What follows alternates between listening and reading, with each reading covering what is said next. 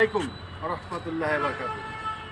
আমি যে গাছটার সাথে আমি এখন দাঁড়ায় আছি, এটা হচ্ছে ভিয়েতনামি 12 মাসি কাঁঠাল গাছ।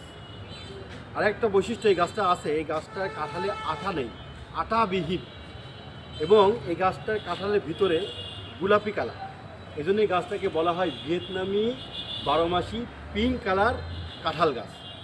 দেখেন এই গাছটা ছোট ছোট অবস্থায়, গাছটার বয়স কিন্তু 1 বছর থেকে কি 1.5 বছর বয়স হবে এই গাছটা। দেখেন তাতেই ভাই দেখো, এই দেখেন কাঁঠাল চলে এসেছে, এখন কিন্তু কাঁঠালের সময় না।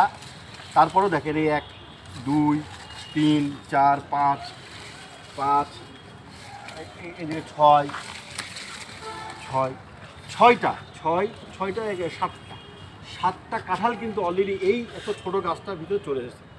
এই গাছটার বৈশিষ্ট্য হচ্ছে এইটা, বছরে 2 বার ফল পাবেন।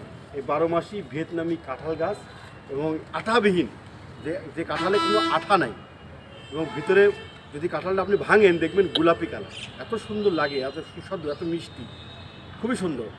আপনাদের বাড়ির আশেপাশে যদি জায়গা থাকে বা আপনাদের বাগান থাকে, অবশ্যই আপনি এই ভিয়েতনামি 12 মাসি কাঁঠাল গাছটা লাগাবেন। আঠাবিহীন যে কাঁঠালটা আপনি কাঁঠাল গাছ, এটা লাগানোর চেষ্টা করবেন। খুবই সুস্বাদু, বাসায় সবাই মিলে আপনার খেয়ে মজা পাবেন। কারণ এটাকে বলা হয় জ্যাক ফ্রুট।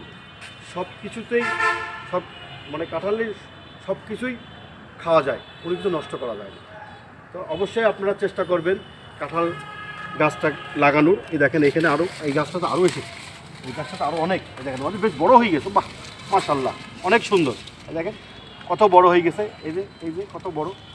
খুব শিগগিরই আশা করা যায় আরও দ্রুত বড় হয়ে যাবে। তো বন্ধুরা, আমার এই ভিয়েতনামি 12 মাসি কাঁঠাল গাছ, আঠাবিহীন কাঁঠাল আপনারা অবশ্যই লাগানোর চেষ্টা করবেন। ভিডিওটা যদি ভালো লেগে থাকে অবশ্যই কমেন্ট বক্সে জানাবেন। ভালো থাকবেন, সুস্থ থাকবেন, আল্লাহ হাফেজ।